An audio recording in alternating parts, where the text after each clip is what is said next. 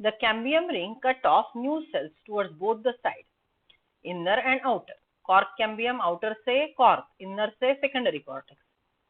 Intrafascicular cambium बाहर से secondary phloem, अंदर से secondary xylem cut off करेगा. Cut off outwards towards pith, inner side, mature into secondary xylem, and cells that are cut off towards periphery mature into secondary phloem. Generally, amount of secondary xylem is more than the secondary phloem. हमने जो clip देखा वो याद करो, अंदर से xylem ज्यादा बढ़ता है, बाहर से phloem के रिंग कम आते हैं. In woody plants, secondary tissue constitute the bulk of body. मतलब जैसे ही विड्थ डायमीटर बढ़ता जाएगा तो सेकेंडरी टिश्यू बढ़ते जाएंगे तो ऑब्वियसली सेकेंडरी ग्रोथ होने के बाद सेकेंडरी टिश्यू का नंबर प्राइमरी टिश्यू से ज्यादा होगा. This provide support, conduction of water and mineral and protection. What are the function secondary tissue के क्या क्या? अगर कॉर्क है आउटर मोस्ट तो प्रोटेक्शन दे रहा है. ओके, सेकेंडरी कॉर्टेक्स है तो ट्रांसपोर्टेशन के लिए, रेडियल ट्रांसपोर्टेशन के लिए मदद कर रहा है. ओके, सेकेंडरी जाइलम है, फूड ट्रांसपोर्ट करेगा. अंदर का है, ओके, अंदर का क्रश हुए वाला अगर जाइलम है जिसको हमने बोला था हार्टवुड, वो सपोर्ट देगा. Lateral meristem plays a major role in development of secondary tissue. Lateral meristem, cambium, secondary meristem undergo division, right? That is called de-differentiation. याद है ना, बराबर? And that is called redifferentiation to form secondary permanent tissue. Primary meristem से primary permanent tissue बोलना differentiation, primary permanent tissue से secondary meristem बनना D differentiation, secondary meristem से secondary permanent tissue बनना रीडिफरेंशिएशन. Lateral meristem plays a major role in development of secondary tissue, that is redifferentiation, right? Then formation of cambial ring. अब सब लोग वो जो मैंने क्लिप बताई थी वो याद करेंगे और दूसरी बात जो क्लास वर्क में हमने डायग्राम उतारा है उसको देखेंगे. ओके, नीचे डायग्राम भी है, देख लो. ओके, देखो पहला डायग्राम देखो. Outermost epidermis, then hypodermis. Purple colour का है फ्लोएम, बीच में है कैम्बियम और अंदर है ग्रीन कलर का जाइलम, बराबर. बीच में है बड़ा वाला पिथ, राइट? तो देखो पर्पल कलर का जाइलम और ग्रीन कलर का phloem. Wait a second, purple colour का फ्लोएम एंड ग्रीन कलर का जाइलम. इसके बीच में यहाँ पे है ये सेकेंडरी मेरिस्टेम जो अभी है पैचेस में. ओके, अब देखो डायग्राम में आपको डिस्टिंक्ट नजर आएगा. पर्पल कलर का फ्लोएम, ग्रीन कलर का जाइलम, इसके बीच में है ये रेड कलर के स्ट्रिप्स, राइट, जो पैचेस में बटे हुए हैं. ये है इंट्राफेसिकुलर कैम्बियम. सब लोग मॉडिफाई कर लो ये डायग्राम इस तरह से. प्रोमिनेंटली दिखाई दे रहा है ना? प्रोमिनेंटली दिखाई दे रहा है? ओके, चलो. सो हमने अभी intrafascicular cambium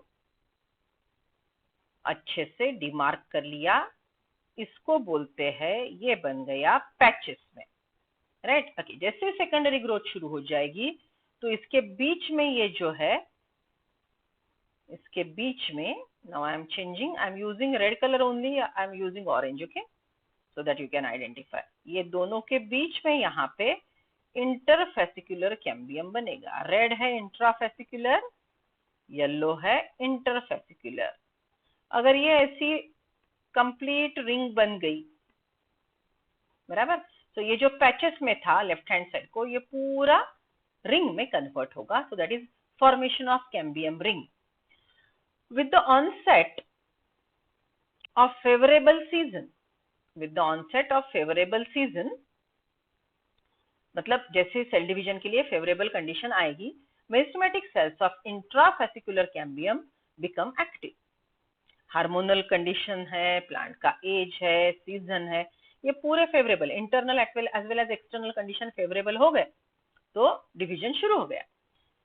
Intrafascicular cambium become active. Simultaneously, the ray parenchyma cell, both fusiform initials and ray initials become meristematic.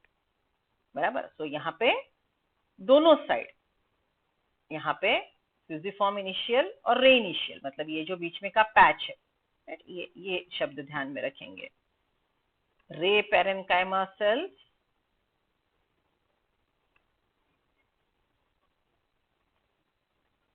वो जो मेड्यूलरी रेस के अलग अलग प्रकार के सेल है, बिकम मेरिस्टेमेटिक। दो वेस्कुलर बंडल के बीच में के जो सेल है वो एक्टिव होंगे, मेरिस्टेमेटिक बनेंगे, become meristematic. This is known as dedifferentiation. वो पहले परमानेंट टिश्यू था, प्राइमरी परमानेंट टिश्यू था। Ray parenchyma primary permanent tissue था, उसने डिवीजन की एबिलिटी रिगेन कर ली, right, that is dedifferentiation. These form patches of cambial cells, meristematic cell in between the adjacent bundles and produce interfascicular cambium. Now both intrafascicular and interfascicular cambium join and form a complete ring.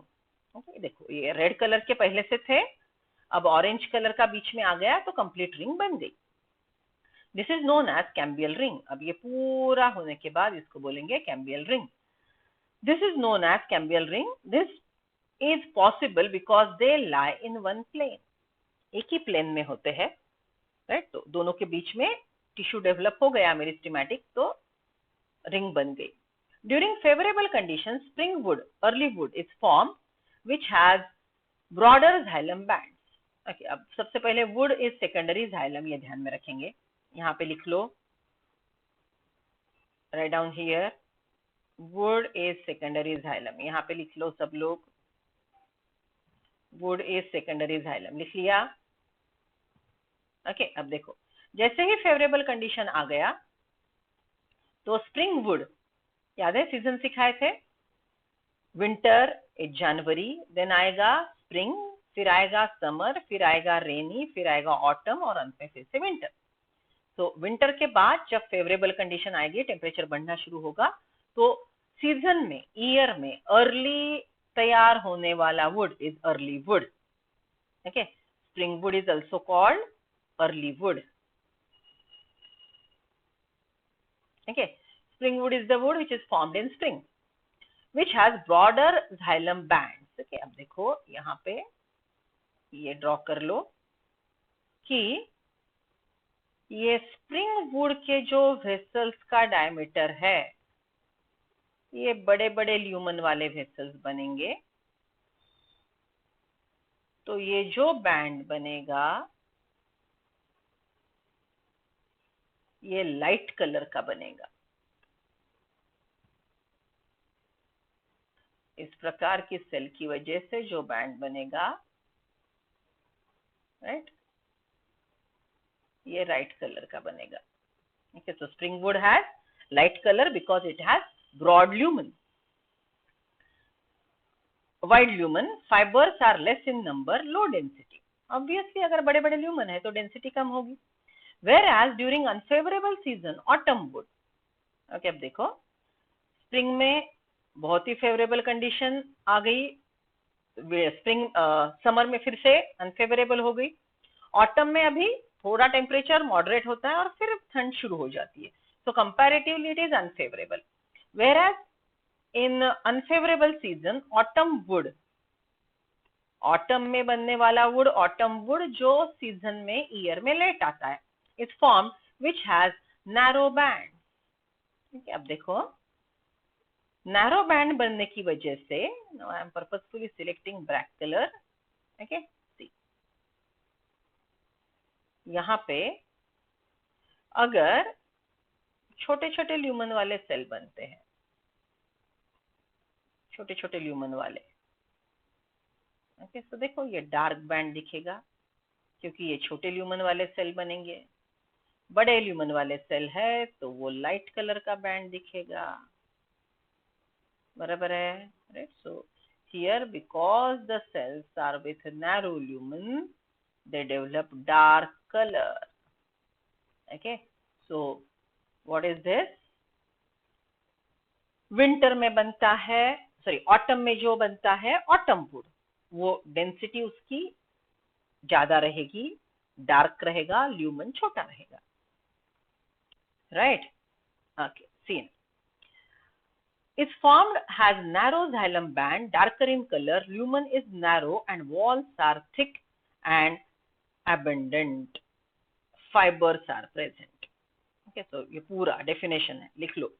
Autumn wood, okay, autumn wood का point number 1 narrow xylem band, second point dark in colour, high density. चलो, class work ready सबका.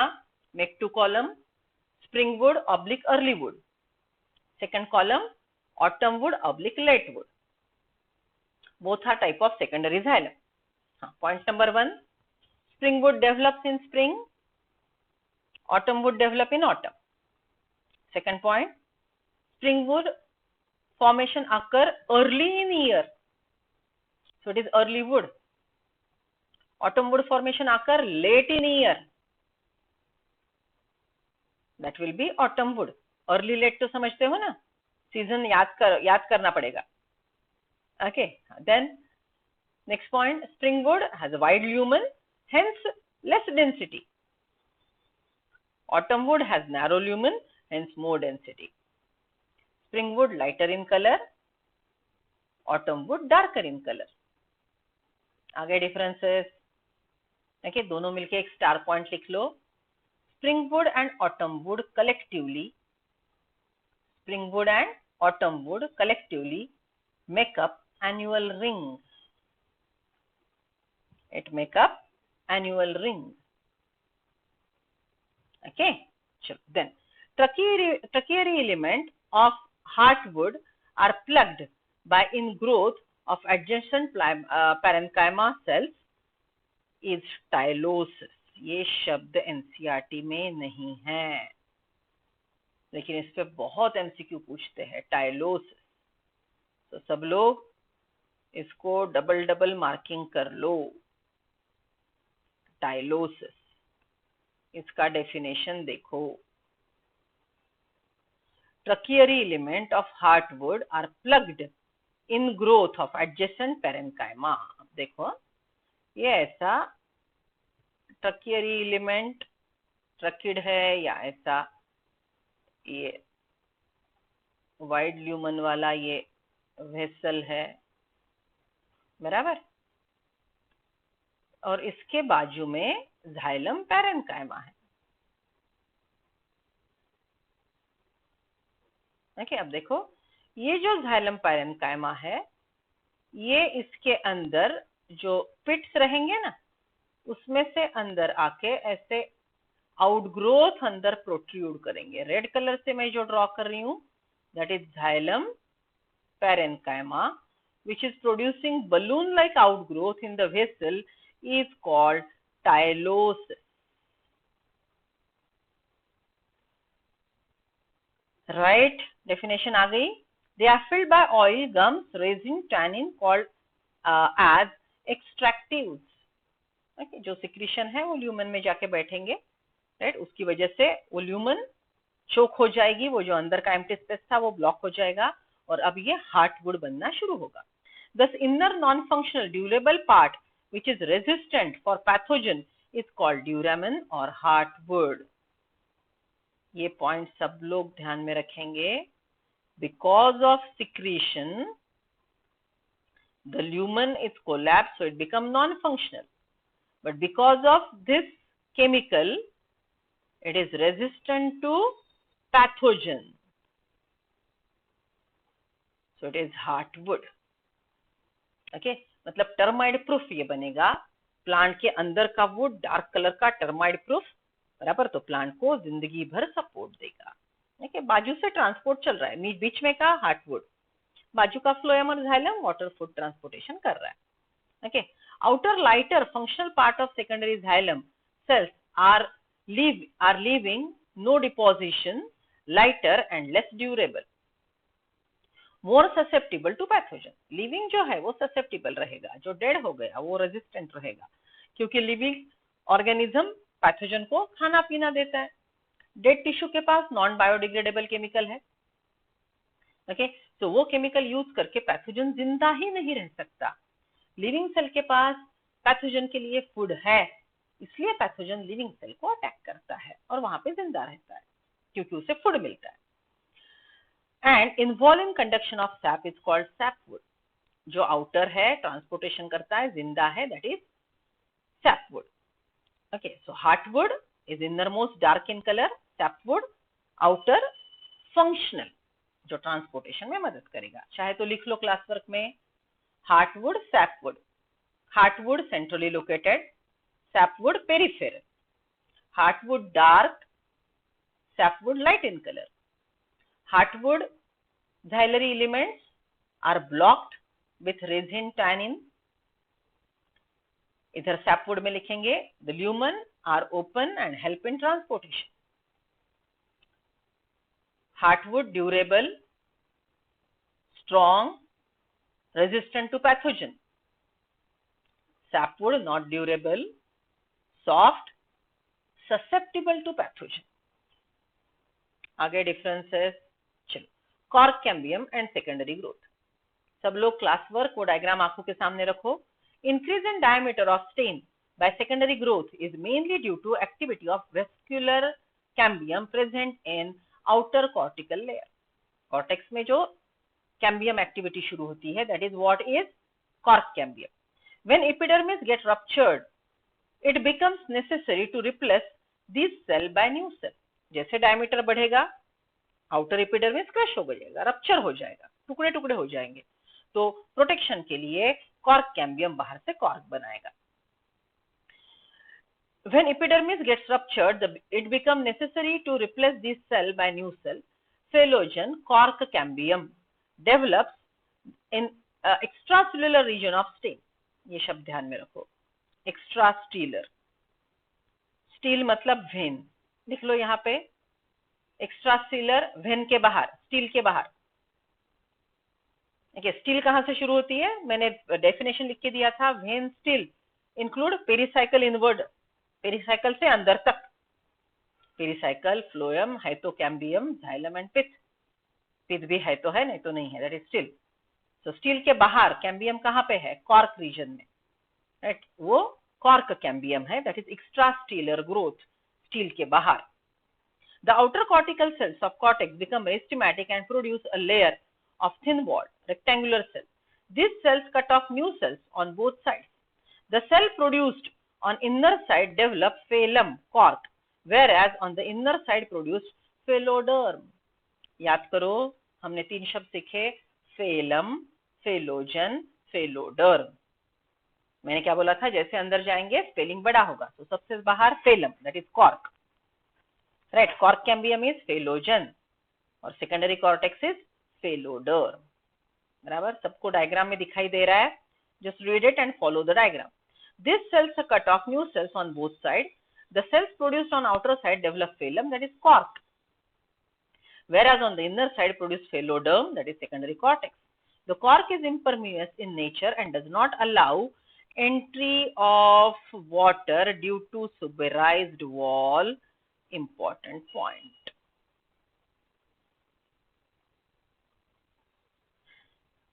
Cork outer most dead है, उसके secondary cell wall suberin से बने हैं, उसकी वजह से ये वाटर को, गैसेस को इम्परमेबल बनता है. वाटर गैसेस के लिए इम्परमेबल बना तो अंदर के सेल का प्रोटेक्शन होता है. देखिए, अब आप मुझे सवाल पूछ सकते हैं कि मैडम अगर बाहर से इम्परमेबल लेयर बना तो अंदर के लिविंग सेल को ऑक्सीजन कैसे मिलेगा. तो कॉर्क पे स्लिट्स डेवलप होते हैं विच आर कॉल्ड लेंटिसिल्स. कॉर्क पे स्लिट्स डेवलप होते हैं विच आर कॉल्ड लेंटिसिल्स. लेंटिसिल्स के डेवलपमेंट में आपको पर्सनली लाइव सेशन में सिखाऊंगी because it is bit difficult. या पर्सनली आप डाउट सेशन के लिए आएंगे तो मैं पर्सनली सिखाऊंगी. ठीक है. Secondary cortex is parenchymatous in nature. So secondary cortex कौन से टिश्यू से बना है, parenchyma. Phellogen, phellem and phelloderm constitute periderm. Formula लिखा है हमने. ओके, तो लिख लो सब लोग, periderm is equal to phellem, phellogen, phelloderm. Periderm is equal to phellem, phellogen, phelloderm. यहाँ पे ब्रैकेट दे दो।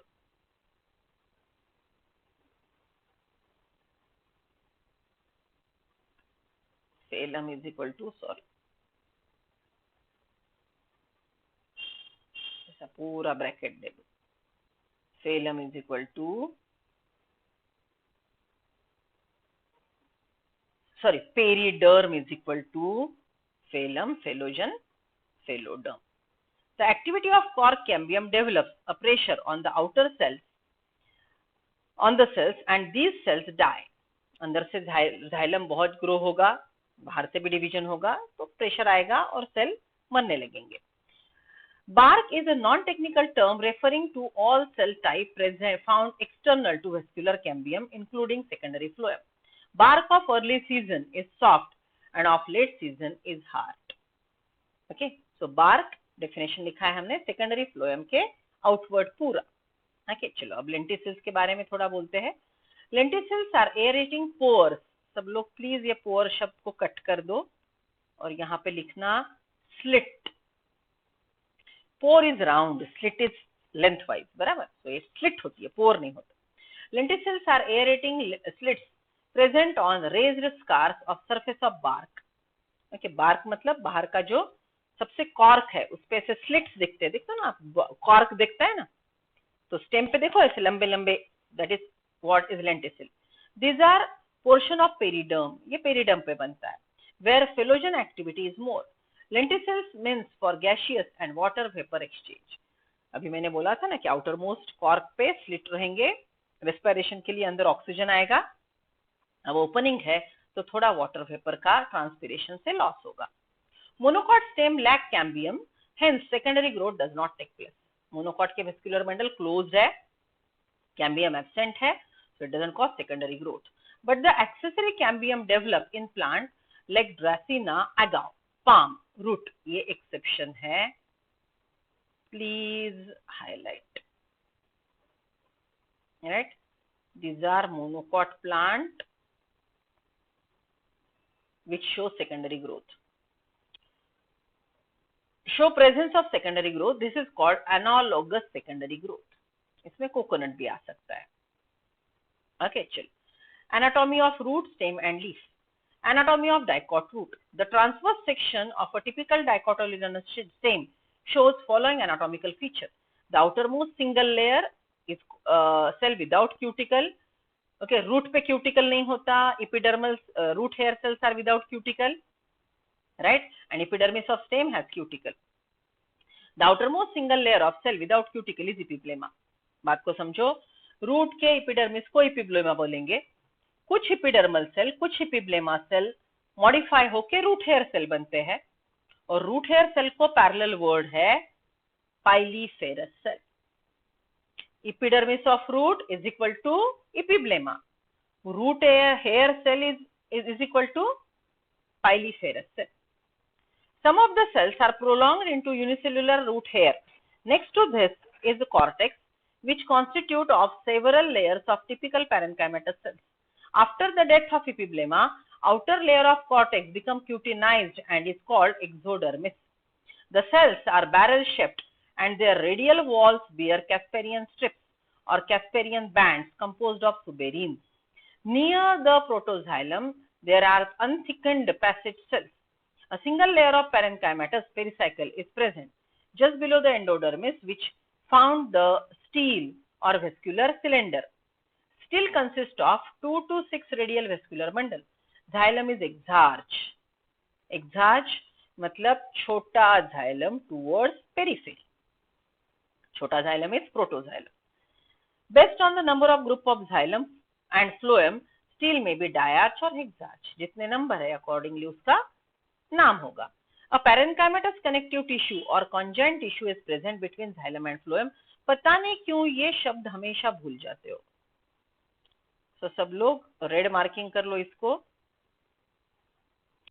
A parenchymatous connective tissue between xylem and phloem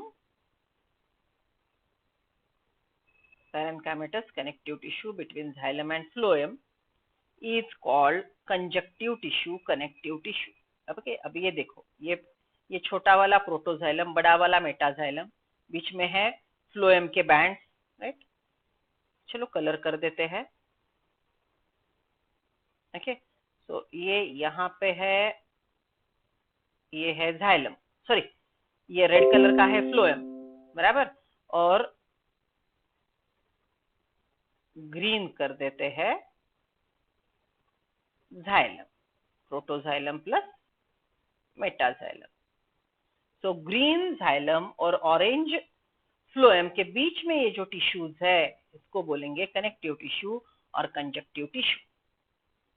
anatomy of dicot stem sunflower. Okay, अब देखो यहाँ पे लेंथवाइज सेक्शन भी बताया है और मेनी वेस्कुलर बंडल भी बताया है, बराबर. कैम्बियम की रिंग आपको अच्छे से समझ में आएगी. ग्रीन कलर के पैचेस में पहले इंट्राफेसिकुलर कैम्बियम है जो पूरा लेंथवाइज नीचे भी रहेगा.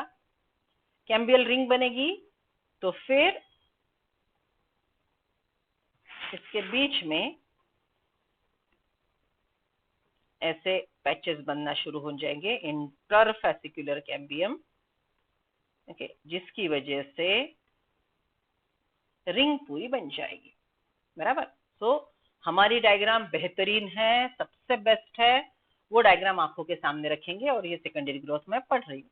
A transverse section of dicot stem shows following structure: epidermis, see this is epidermis, a single layer, outermost layer with multicellular outgrowth called trichome. Okay, अब यहाँ पे बताया नहीं है, एनसीईआरटी वालों ने बताया ऐसे हेयरी आउटग्रोथ रहेगा, that will be trichome which will be branched, maybe multicellular. Layer with multicellular outgrowth called trichome. A layer of cuticle is usually present towards the outer surface of epidermis. Okay, cuticle is waxy coating and usually differentiated into three regions. Cortex is situated below the epidermis and usually differentiated into three regions, namely hypodermis, general cortex and endodermis. ये शब्द NCERT में नहीं है, highlight कर लो. Okay, cortex is differentiated into hypodermis, general cortex and endodermis. मैंने notes में लिखवा के दिया है. Okay, hypodermis is situated just below the epidermis and made up of 3 to 5 layers of collenchymatous. Important point, monocot में collenchyma absent होता है. Green dicot stem में कोलेनकाइमा होता है. जब वो ब्राउन स्टेम बनेगा कोलेनकाइमा मर जाता है. Collenchyma absent in monocot, collenchyma present in green stem of dicot, and once the dicot stem shows secondary growth, collenchyma vanishes. Intercellular spaces are absent. General cortex is made up of several layers of large parenchymatous cells with intercellular spaces. Endodermis is the innermost layer of cortex. ये line as it is है NCERT में. Made up of barrel-shaped cell, it is called starch sheath. Okay, चलो. Steel is central core of tissue differentiated into pericycle, vascular bundle, pith. Definition, चलो bracket कर दो. Steel is equal to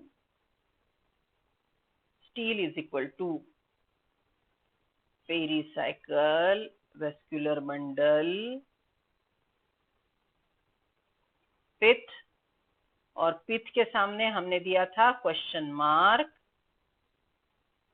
याद है ना, right. सो ये है स्टील का डेफिनेशन. स्टील को दूसरा एक शब्द और है when. Okay, pericycle is outer most layer of vascular system situated between the endodermis and vascular bundle, right. In sunflower it is multi layered and also called hard bast. Underline, pericycle is also called hard bast. Okay, चलो दोनों को जोड़ दो. Pericycle is also called hard bast. सब लोग मेरे साथ काम कर रहे हैं ना. पेरिसाइकिल को सर्कल करो और हार्ड बास्ट को जोड़ दो, तो जब भी पढ़ोगे पिक्चर क्लियर होगा. Pericycle is also called hard bast. Vascular bundles are conjoined, collateral, open and are arranged in a ring. देखो ये पूरी रिंग में है. They are arrange in ring. Xylem phloem आजू बाजू में है, कॉन्जॉइंट. लेंथ वाइज आजू बाजू है, कोलैटरल. बीच में कैम्बियम है, open. Each one is composed of xylem, phloem and cambium. Xylem is endarch. Protoxylem towards inner side, metaxylem towards periphery. A strip of cambium is present between xylem and phloem. Pith is situated in the center of the young stem and is made up of large sized parenchymatous cells with conspicuous intercellular spaces. आ गया बात में समझ में पूरा. Okay, crystal clear लिखा है सब state board वालों. Anatomy of monocot stem. It differs from dicot. Epidermis is without trichomes and the hypodermis is sclerenchymatous. ये पॉइंट ध्यान में रखो.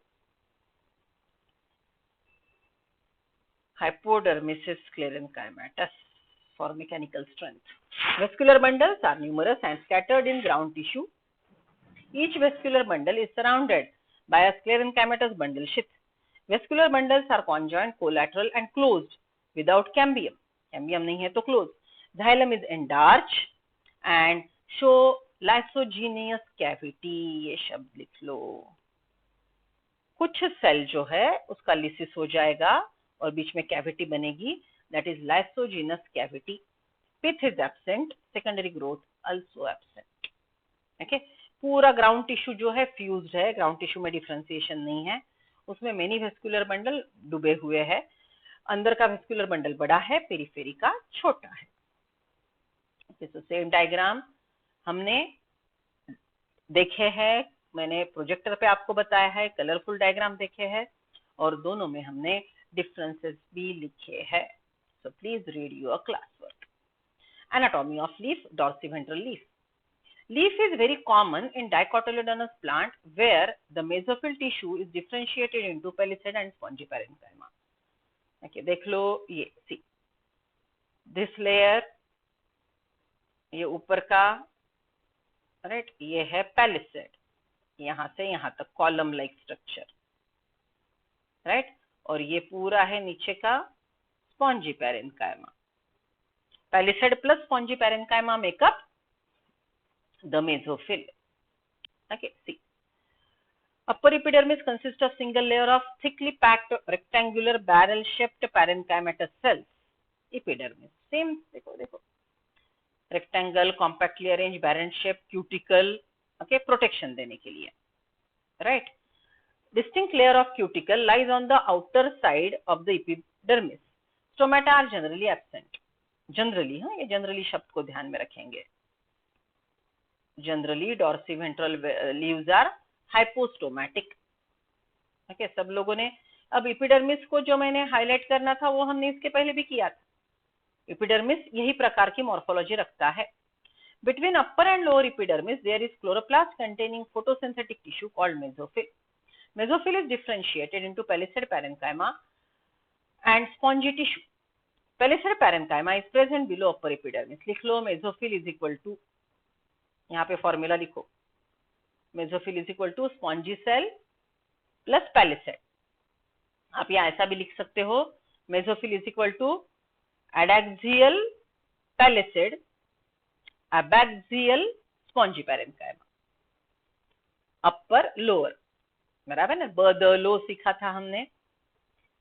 ब द लो, लो is lower, B for abaxial, D for dorsal. बराबर. चलो then the cells contain abundant chloroplast and help in photosynthesis. Spongy parenchyma is present below palisade tissue and consists of largely arranged irregularly shaped cells with intercellular spaces. The spongy parenchyma cell contain chloroplast and are in contact with atmosphere through stomata. देखो, ये stomata का stomatal pore, right, ये stomata का stomatal pore, right. यहाँ से air अंदर diffuse होगी, पोर से अंदर जाएगी, सब स्टोमेटल कैविटी में आ जाएगी और यहाँ से फिर पूरे सेल में घूमेगी. इसमें का CO2 क्लोरोप्लास्ट में यूज होगा और फोटोसिंथेसिस होगा. बराबर. The spongy parenchyma cell contain chloroplast and are in contact with atmosphere through stomata. Vascular system. is made up of a number of vascular bundle and varying size depending upon the venation. Reticulate venation है तो mid when सबसे बड़ा, side when थोड़ा छोटा, side when और छोटा छोटा. Each vein is surrounded by thin layer of parenchymatous cell called bundle sheath cell. Bundle sheath होना जरूरी नहीं है. Vascular bundles are closed, cambium नहीं है, लीफ को सेकेंडरी ग्रोथ नहीं करनी. वेस्कुलर बंडल का close and xylem towards upper epidermis. And ये इस पे बहुत एमसीक्यू आते हैं. Xylem towards upper epidermis and phloem towards lower epidermis. ये स्टार पॉइंट है बेटा. Cambium is absent, hence no secondary growth. Lower epidermis consist of single layer of compactly arranged rectangular parenchymatous cells. A thin layer of cuticle is also present. The lower epidermis contains a large number of microscopic pores called stomata. There is an air space called substomatal chamber at each stoma. Right? Isobilateral leaf is a leaf. In this leaf, both the surfaces are equally illuminated as both the surface can face sun. बराबर, ये ऐसा leaf है. Okay, वो ऐसे grass देखा है ना, so it's like दोनों साइड से उसको सनलाइट मिलता है. So two surfaces are equally green. Generally monocotyledonous plant have isobilateral leaf. Generally, it's not rule, it can be exception. A typical monocot leaf resemble a dicot leaf in anatomical structure. However, it shows stomata at both. Okay, इसको हमने शब्द बोला था एम्फीस्टोमैटिक. लिख लो, इसको हम क्या बोलेंगे? Stomata on both surfaces. यहाँ पे लिख लो इसका meaning एम्फीस्टोमैटिक. Only upper side. Epistomatic, only lower side. Hypostomatic. And mesophyll is differentiated into palisade and spongy tissue. Mesophyll is not differentiated. Not. देखो मैंने पढ़ते पढ़ते मिस आउट कर दिया. Not differentiated into palisade and spongy tissue. It has parallel veins. These are conjoined, collateral and closed. अब parallel venation में mid when बड़ी होती है लेकिन बहुत ज्यादा अंतर नहीं है. Right? So this is what is total leaf. अब यहाँ पे आप नोट कर सकते हो, बलिफॉर्म सेल के बारे में नहीं बोला है. ओके, और लीफ के बाद की जो secondary growth, okay, heartwood, sapwood, ये थोड़ा एरिया एनसीईआरटी में ज्यादा दिया है. हमको दोनों बुक करने हैं. Understood? Right? So here we completed state board reading of anatomy. You will find it easy, जिसमें पॉइंट वाइज हम 1 2 3 4 स्टेट बोर्ड के लिए एज वेल एज एमसीक्यू के लिए. एक जो दिक्कत वाली बात होती है कि how many statement are true, how many statements are false, वो समझने के लिए स्टेट बोर्ड आपको बहुत मदद करेगा क्योंकि crystal clear point wise information है. सो प्लीज व्हाइल राइटिंग, जैसे मैंने आपको एक एक अंडरलाइन करके बताया, 1 2 3 4 नंबर हमने दिए, ये सब आप मेरे साथ करेंगे ताकि नीट में हमको ये इंफॉर्मेशन यूज करनी है. नीट में यही पूछा जाएगा. स्टेट बोर्ड में थोड़े पॉइंट एक्स्ट्रा है, अदरवाइज 99% इंफॉर्मेशन एनसीईआरटी से मैच होती है जो सिंपल लैंग्वेज में है. Are you getting me? So please read both the chapters, both the books for this chapter.